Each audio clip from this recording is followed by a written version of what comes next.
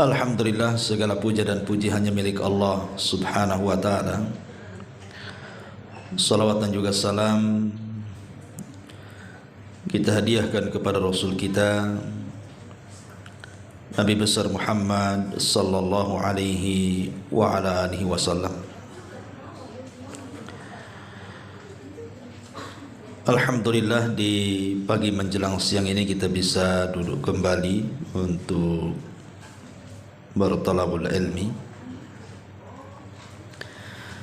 dan kita masih meneruskan kajian kita, masih membahas tazkiyatun nufus dari 10 kiat mensucikan jiwa, dan kita masuk pada poin ke-7, mengingat mati dan pertemuan dengan Allah subhanahu wa ta'ala.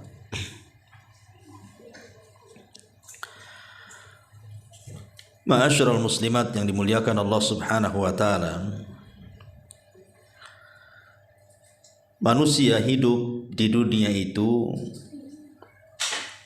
ada dua perkara yang selalu membayangi kita semua.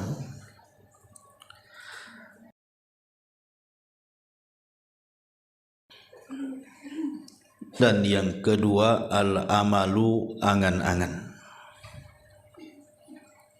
Itulah bayangan-bayangan kita selama kita hidup di dunia. Dibayangi dengan kematian dan dibayangi dengan angan-angan. Tentu akan berbeda kematian dengan angan-angan, karena kematian itu sesuatu yang pasti, sementara angan-angan itu belum pasti. Contoh, ibu menginginkan anaknya jadi dokter, sudah besar pula malah jadi masinis kereta. Ada ibu bercita-cita anaknya supaya jadi pilot, rupanya jadi supir bus pula. Dan begitu seterusnya kan Bu. Di benak ibu itu pengen punya rumah bagus, tapi sampai hari ini masih ngontrak. Jadi angan-angan itu sesuatu yang belum pasti, bisa terjadi, bisa tidak. Tetapi kalau kematian itu sudah pasti, karena kematian itu bukan pilihan. Tidak mungkin orang itu bisa mati, bisa tidak. Enggak, pasti mati orang itu. Karena Allah subhanahu wa ta'ala telah tegas dalam Al-Quran mengatakan, kullu nafsin dha'iqatul maut. Setiap jiwa itu pasti mengalami kematian. Orang-orang mulia di antara kita juga sudah banyak yang meninggalkan kita. Para nabi, para sahabat, para tabi'in, para ulama, orang saleh, para syuhada, ataupun orang-orang yang sombong dan congkak. Fir'aun, di mana Fir'aun? Namrud, di mana Namrud? Qarun, di mana sekarang Qarun? Semua sudah meninggalkan kita. Artinya kematian itu tidak pandang bulu. Mau ibu orang baik, mau ibu orang jahat, tetap saja kematian itu pasti menghampiri kita. Sehebat apapun kabur dari kematian, pasti kematian itu akan mencari kita dan pasti ketemu. Dari sini pengarang Dr. Syekh Abdul Razak bin Abdul Muhsin Al-Badr hafizahullah ta'ala membuat bab di sini tentang di antara kelembutan atau sesuatu yang bisa melembutkan hati itu adalah memikirkan sesuatu yang sudah pasti. Apa itu? Al-mautu, kematian. Di sini mu'alif mencantumkan beberapa dalil dalam Quran dan juga hadis Nabi, di antaranya surah Al-Hasyr ayat 18. Allah Subhanahu wa taala berfirman, ya ayyuhalladzina amanu taqullaha wal tanzur nafsum ma qaddamat lighad. Wahai orang-orang yang beriman, bertakwalah kepada Allah, dan hendaklah setiap diri itu memperhatikan apa yang telah diperbuatnya untuk hari esok setelah kematian. Dari sini kita tahu bahwa kematian itu sebuah kepastian, dan kematian itu bukan akhir dari sebuah perjalanan. Ada proses-proses pertanggungjawaban setelah kematian. Karena yang namanya hidup dan mati itu dua-duanya adalah ujian Allah Subhanahu wa taala, supaya Allah melihat siapa di antara kita itu yang baik amalannya. Alladzi khalaqal mauta wal hayata liyabluwakum ayyukum ahsanu amala. Dialah yang telah menciptakan kematian dan kehidupan. Untuk apa diciptakan ada mati ada hidup itu? Untuk menguji kalian siapa.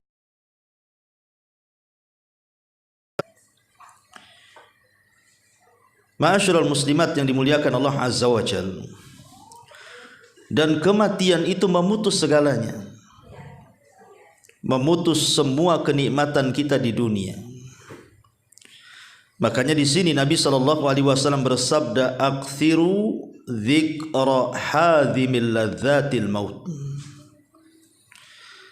Perbanyak oleh kalian mengingat penghancur seluruh kenikmatan kita.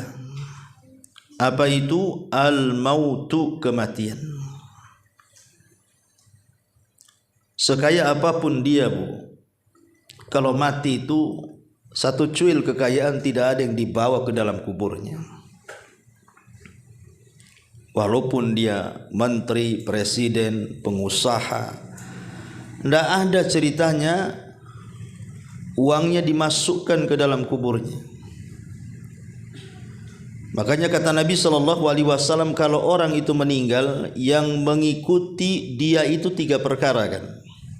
Pertama keluarganya, yang kedua hartanya, dan yang ketiga amalannya.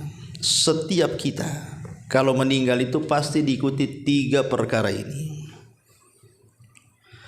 Adapun keluarga, paling tinggi setelah penguburan kita, pasti dia balik meninggalkan kita. Ada orang yang kira-kira, Bu, yang mengantarkan jenazah tidak mau balik di kuburan. Ngapain di kuburan? Pasti balik. Adapun harta yang sudah jelas sudah meninggalkan dia sejak nyawa dicabutnya, sejak badan dicabut nyawanya. Sudah enggak ada hubungan dia dengan harta lagi. Karena harta sudah berpindah tangan dari dia ke ahli warisnya. Berarti yang hanya bisa mengikuti dia ke kuburannya hanya amalannya saja. Makanya di sini Allah Subhanahu wa taala berfirman, hai orang-orang yang beriman, bertakwalah kepada Allah, hendaklah setiap diri itu memperhatikan apa yang telah diamalkan untuk esok hari setelah kematian. Karena dunia ini, kata Ali radhiyallahu an, al-yaum yaumul amal wa ghadan yaumul hisab. Kita masih hidup di dunia ini ada kesempatan beramal, tapi setelah kematian tidak ada kesempatan beramal, hanyalah bentuk pertanggungjawaban alias hisab. Mu'alif di sini mengatakan kematian merupakan pemisah antara kehidupan di dunia dan akhirat, pembatas antara waktu beramal dan menerima balasan, sekat yang membedakan antara waktu mengumpulkan pahala dan menerima balasan. Maka tidak ada waktu lagi setelahnya untuk bertobat dan memohon ampunan. Tidak pula ada kesempatan untuk memperbanyak kebaikan dan amal saleh. Makanya Allah Subhanahu wa taala berfirman di sini, dan tidaklah taubat itu diterima oleh Allah dari orang-orang yang mengerjakan kejahatan, yang apabila datang ajal kepada orang tersebut, tiba-tiba kemudian mereka mengatakan, sesungguhnya saya bertobat sekarang. Mustahil. Lihat Fir'aun ketika tenggelam, dia mengucapkan kalimat yang menunjukkan tobat dia. Dia mengatakan, tubtul an, sekarang saya tobat. Amantu bima amanat bihi banu Israel, katanya. Ya Rabb, aku sudah beriman dengan apa yang diyakini Bani Israel. Pertanyaannya, diterima tobat Fir'aun? Tidak. Allah gambarkan setiap pagi dan petang dinyalakan di hadapannya api neraka dan diperlihatkan tempat duduk di dalamnya. Tidak ada manfaatnya. Karena tobat itu akan diterima kalau belum datang dua waktu. Pertama, matahari dari arah barat. Yang kedua, nyawa di tenggorokan. Kalau matahari belum terbit dari arah barat dan nyawa belum sampai di tenggorokan, tobat kita bisa diterima. Tapi kalau dua-duanya sudah tampak pada kita, maka tobat ditutup. Makanya saat matahari diterbitkan dari barat, semua orang menangis. Tidak mukminnya, tidak kafirnya. Tidak ada orang baiknya, tidak ada orang jahatnya. Semua menangis. Orang baik menangis karena merasa tidak cukup kebaikannya. Orang ahli maksiat pula menangis karena tidak sempat bertobat. Tapi apa gunanya mereka menangis? Sekalipun para penyembah berhala itu mereka menghancurkan berhala-berhala mereka, tidak ada gunanya.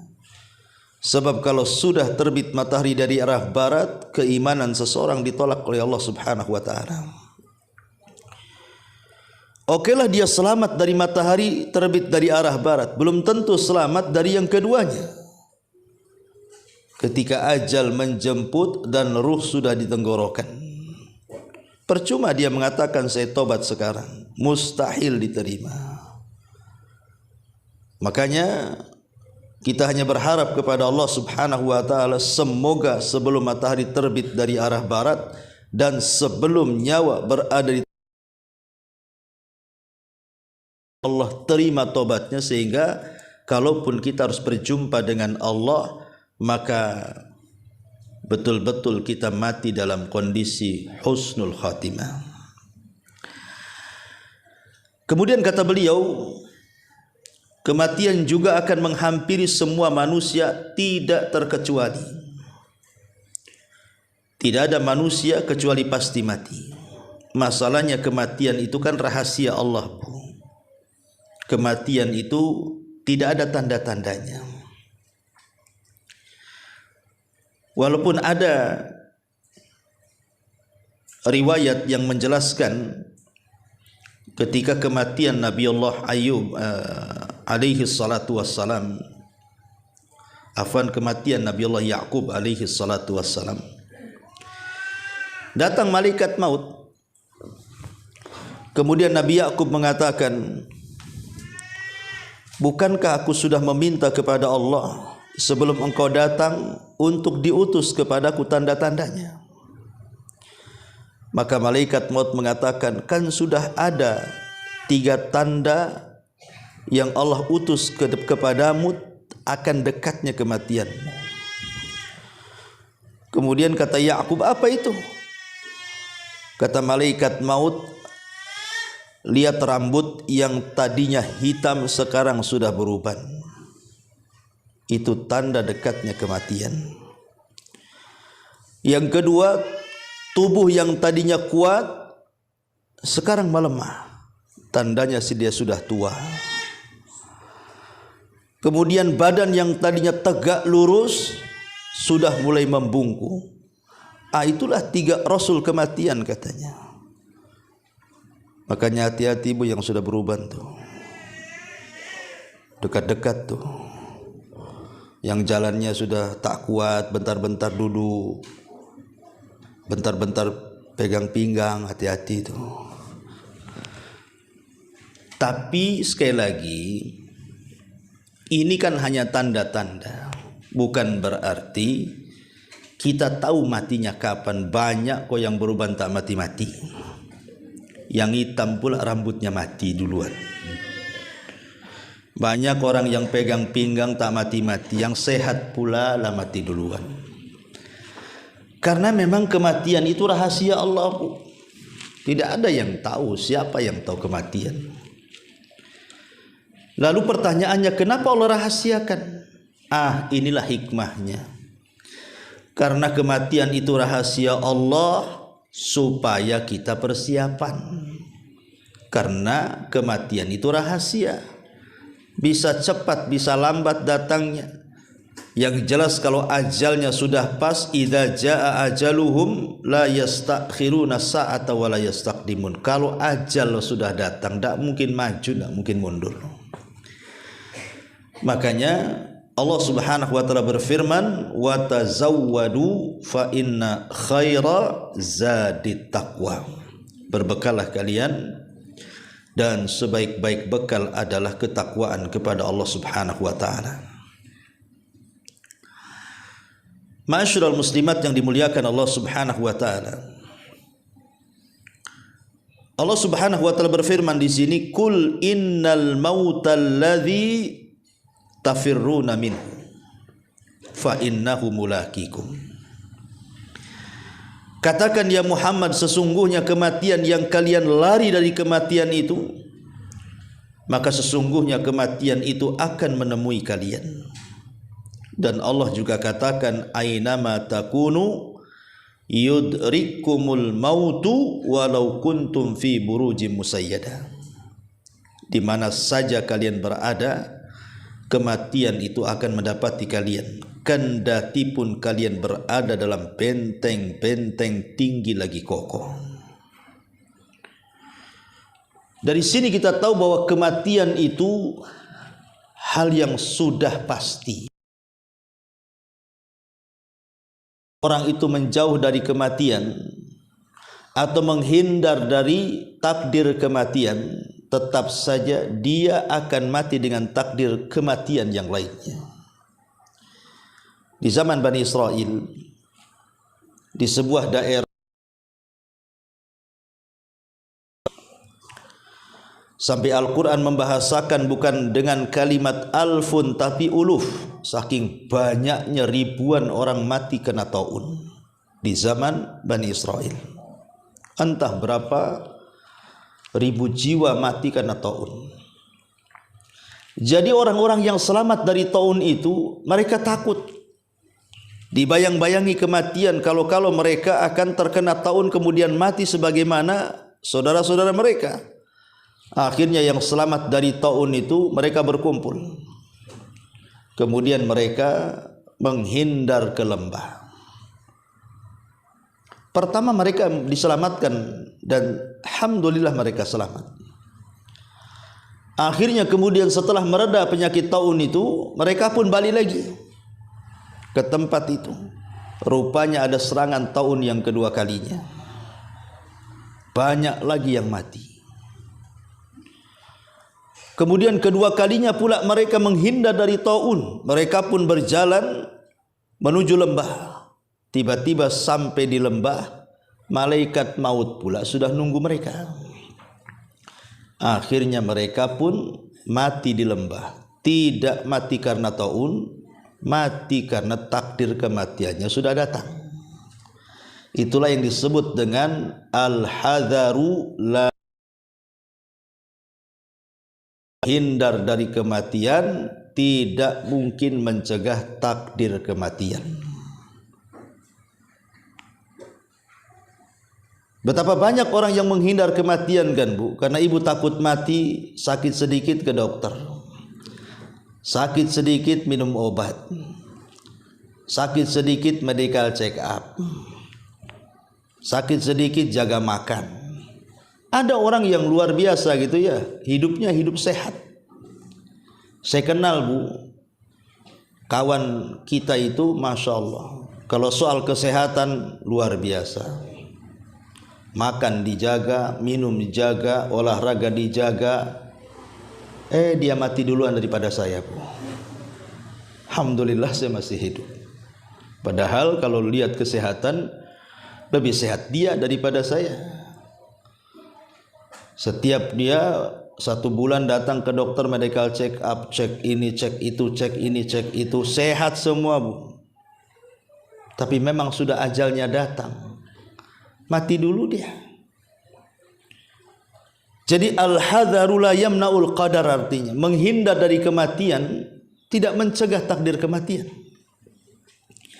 Karena kematian itu yang kita terbayang-bayangi takut akan datang kepada kita, fa innahu mulaqikum, pasti dia akan datang suka ataupun tidak, dalam keadaan sakit ataupun sehat, kepada anak muda atau orang tua.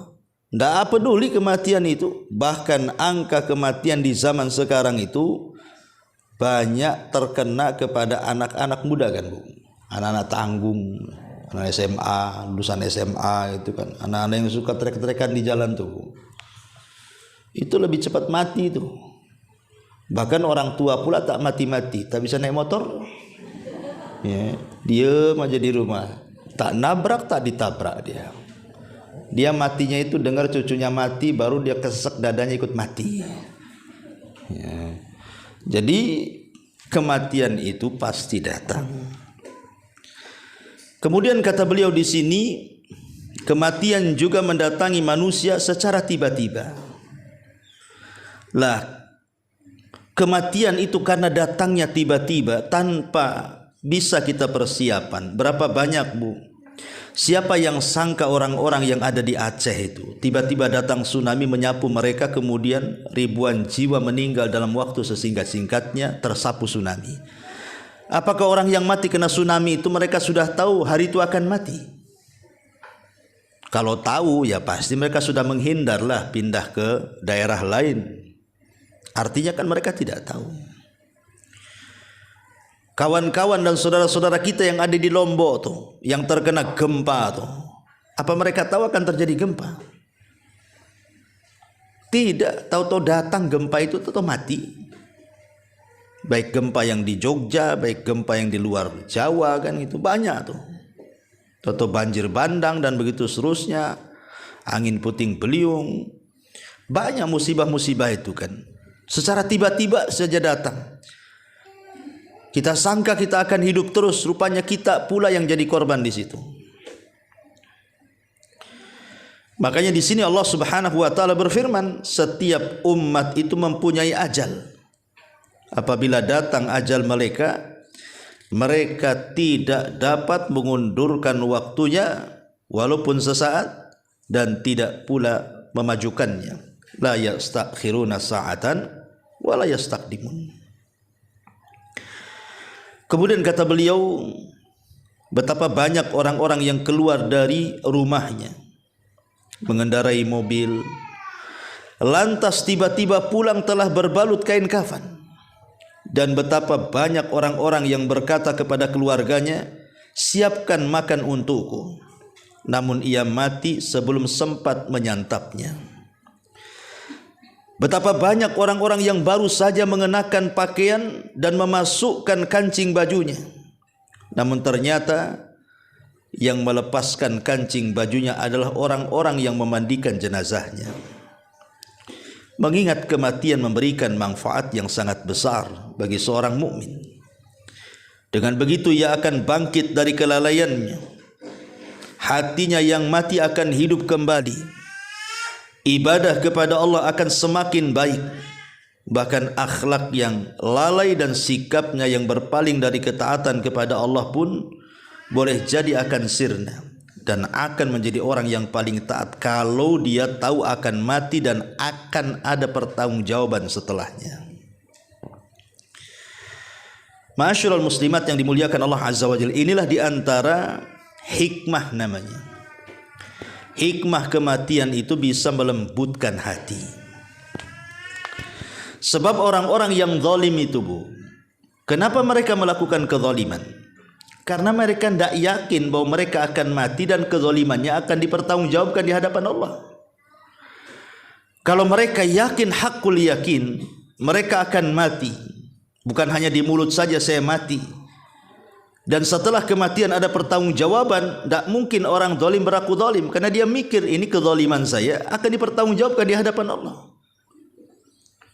Maka begitu juga para pelaku maksiat, begitu juga orang-orang yang tidak bisa menjaga akhlak dan begitu seterusnya, pasti. Dan itu obat daripada penyakit hati dan bisa melembutkan hati.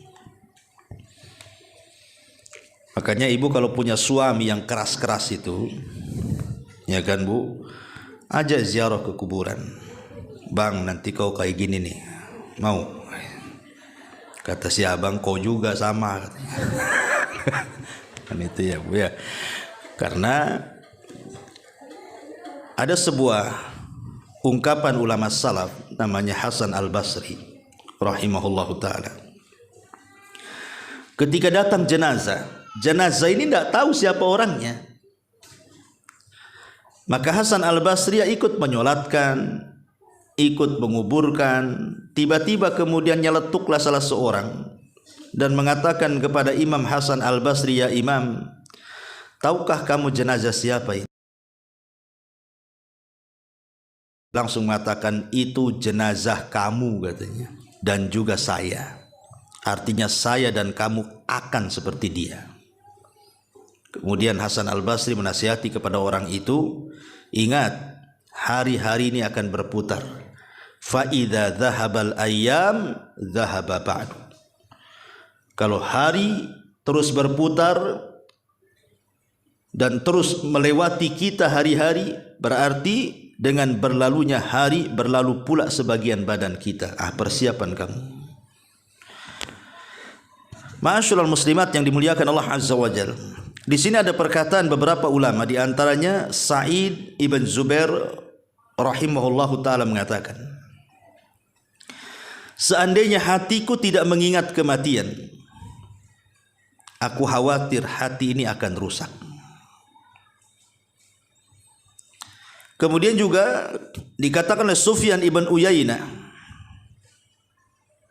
beliau berkata bahwa Ibrahim At-Tamimi mengatakan, aku membayangkan sedang berada di dalam sorga, memakan buah-buahan di sana, minum air dari sungai-sungainya, bercengkrama dengan para bidadari. Kemudian aku membayangkan sedang berada di neraka, memakan buah zakum, meminum nanah, di tengah-tengah atau tengah berusaha melepaskan rantai, kemudian belenggu dari tubuh. Lantas aku pun berkata kepada diri sendiri, wahai jiwa, manakah di antara keduanya yang kamu inginkan?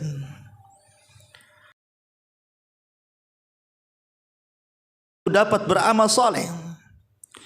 Lalu kukatakan pada jiwa, kamu sekarang sedang berada dalam angan-anganmu itu, maka beramallah sebelum angan-angan itu terjadi. Maksudnya sebelum kematian itu terjadi. Sufyan ibn Uyainah ini ingin mengatakan kepada kita, cobalah sekali-kali kita ini merenung. Bayangkan kalau kita masuk surga akan dapat apa, bayangkan kalau kita masuk neraka akan disiksa seperti apa, ya.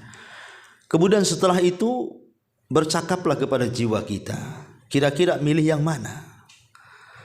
Milih sorgakah, memilih nerakakah? Sorga jelas dengan kenikmatannya, neraka jelas dengan siksanya. Supaya bangkit hati kita ini, Bu. Sebab orang yang tidak pernah mengingat kematian, tidak pernah mengingat hisab, tidak pernah mengingat sorga dan neraka, orang ini lama-lama mati hatinya. Karena di zaman Rasul ada juga seorang sahabat namanya Handalah Ghasilul Malaika.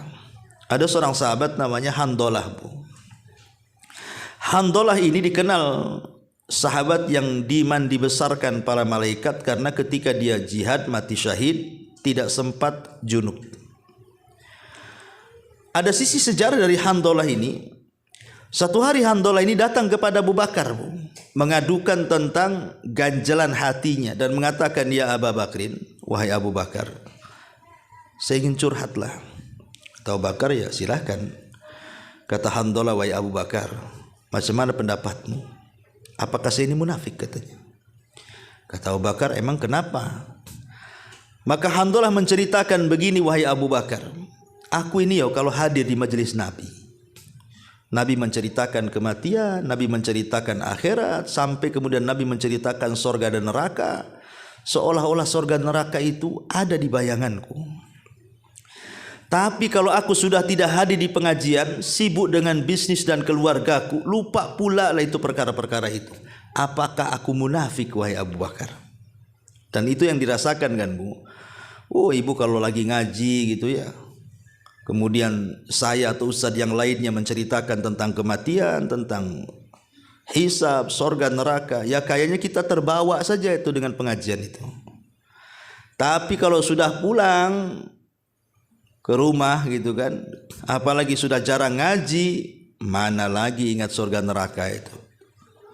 Yang jelas kalau melakukan amalan neraka jelas masih juga gibahnya tidak ditinggalkan, masih juga namimahnya tidak ditinggalkan, masih juga ucapan-ucapannya yang melakukan berbau dosa masih diucapkan, atau perbuatannya dan begitu seterusnya. Tandanya bahwa kita ini terkadang mudah lalai ya. Kalau sahabat aja seperti itu, apalagi kita.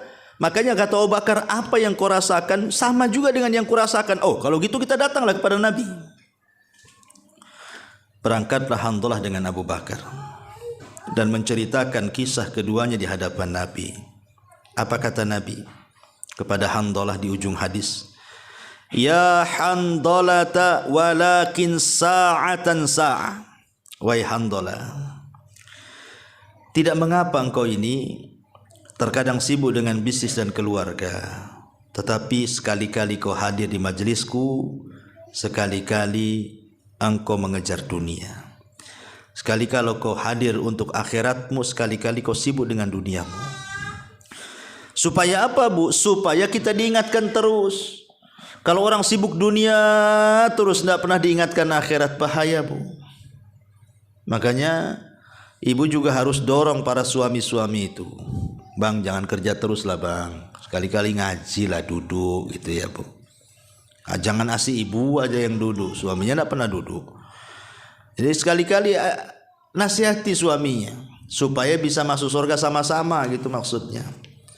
Jangan pula ibu sibuk dengan kajian di mana-mana, suami pula sibuk dengan dunianya di sana. Ya. Ma'asyiral muslimat yang dimuliakan Allah Azza wa Jalla. Kemudian juga di sini, karena melihat babnya ini kan, Bu. Bab ini kan bicara tentang mengingat kematian dan pertemuan kita dengan Allah. Kapan kita berjumpa dengan Allah tuh, Bu? Ma'asyiral muslimat yang dimuliakan Allah Subhanahu wa taala. Di dalam Al-Qur'anul Karim Allah Subhanahu wa taala ingatkan, ya ayyuhal insan innaka kadihun ila rabbika kadhan famulaki. Wahai manusia, sesungguhnya engkau sudah lelah letih beramal di dunia ini. Mau amal yang baik, mau amal yang buruk, dua-duanya letih. Ibu sholat ya letih, gitu bukan ya? Ibu zikir juga ya letih. Ibu gibah pun letih, ngomong terus, kadang-kadang sampai sariawan, ya kan? Jadi mau maksiat, mau beramal soleh itu dua-duanya pakai tenaga kan? Ada keletihan di situ. Innaka kadihun ila rabbika kadhan famulaki. Tapi ingat bahwa satu hari kita yang sudah berlelah letih itu, baik untuk yang baik ataupun yang tidak baik, pasti kita akan berjumpa dengan Allah. Pasti kita berjumpa dengan Allah. Dan kita bisa bayangkan kalau seandainya ketika kita keletihannya untuk akhirat, kemudian berjumpa dengan Allah, dengan keletihannya untuk maksiat, kemudian berjumpa dengan Allah, kan akan berbeda tuh. Oleh karena itulah maka, karena satu hari kita akan berjumpa dengan Allah Subhanahu wa taala, maka sudah selayaknya kita ini mempersiapkan waktu kita untuk perjumpaan dengan Allah satu saat nanti. Masih kisah Imam Hasan Al-Basri rahimahullahu ta'ala. Dia kenalan dengan orang yang usianya 60 tahun. Kata Imam Hasan, dia mengatakan, ya fulan kam umruk, berapa sih umurmu tuh? kata orang ini, sittuna sana. Aku sekarang usiaku sudah 60 tahun. Ya. Kalau gitu kata Imam Hasan ini, kalau usiamu sudah 60 tahun berarti kau sudah dekat berjumpa dengan Allah. Maka laki-laki tua ini mengatakan, inna lillahi wa inna ilaihi raji'un, katanya. Lah, kita kan semua dari Allah, pasti akan balik kepada Allah. Maka kata Hasan Al-Basri, tahu enggak kamu makna inna lillahi wa inna ilaihi raji'un itu? Maka kakek tua ini mengatakan, tentu wahai imam, maksudnya inna lillah, maksudnya innana abdun lillah, wa inna ilaihi raji'un, maknanya kita ini akan kembali kepada Allah Subhanahu wa taala. Kita ini hamba bagi Allah dan kita akan kembali kepada Allah Azza wa Jalla. Kata Imam Hasan Al-Basri, kalau kau sudah tahu bahwa engkau ini seorang hamba dan akan kembali kepada Allah, berarti engkau akan mempertanggungjawabkan kehambaanmu di hadapan Allah. Engkau akan ditanya. Akhirnya orang ini mengatakan, ya imam, bagaimana caranya supaya tanya kepadaku agar aku bisa selamat? Maka Imam Hasan Al-Basri mengatakan, apa kata dia? Seandainya kau bertakwa dari sisa hidupmu, maka lakukan dan yang sedang kamu lakukan. Tapi kalau engkau menghabiskan sisa hidupmu dengan kejahatan, maka boleh jadi Allah akan mengazab dosa-dosamu yang telah lampau dan yang sedang kau lakukan. Begitulah ma'asyiral muslimat yang dimuliakan Allah Azza wa Jalla, bahwa kita akan berjumpa dengan Allah. Kita akan berjumpa dengan Allah. Di dunia saja kita akan berjumpa dengan Allah. Kapan itu, Bu? Dalam salat kita. Allah Subhanahu wa taala berfirman, wa innaha lakabiratun illa 'alal khashiin alladzina yadhunnuna annahum mulaqu rabbihim. Sesungguhnya salat itu akan menjadi berat kecuali bagi orang-orang yang khusyuk. Siapa orang yang khusyuk? Orang yang yakin dia sedang berjumpa dengan Allah. Jadi salat itulah pertemuan setiap hari kita dengan Allah. Adapun pertemuan yang kedua saat ruh kita dicabut. Apabila kita seorang yang beriman, maka ruh kita akan diangkat sampai ke langit ketujuh. Kemudian di situ akan berjumpa dengan Allah. Dan Allah katakan, kembalikan ruh ini ke dalam jasadnya, angkat catatannya fil iliyin. Dan perjumpaan yang ketiga tentu di padang mahsyar. Allah akan menjumpai kita. Dan yang terakhir adalah nikmat yang sangat besar, di mana setiap hari kita bisa memandang wajah Allah. Di mana? Di surga. Itulah 4 pertemuan kita dengan Allah Subhanahu wa taala. Inilah perkara yang bisa melembutkan hati mengingat kematian. Wallahu a'lam. Baik, sampai di sini kita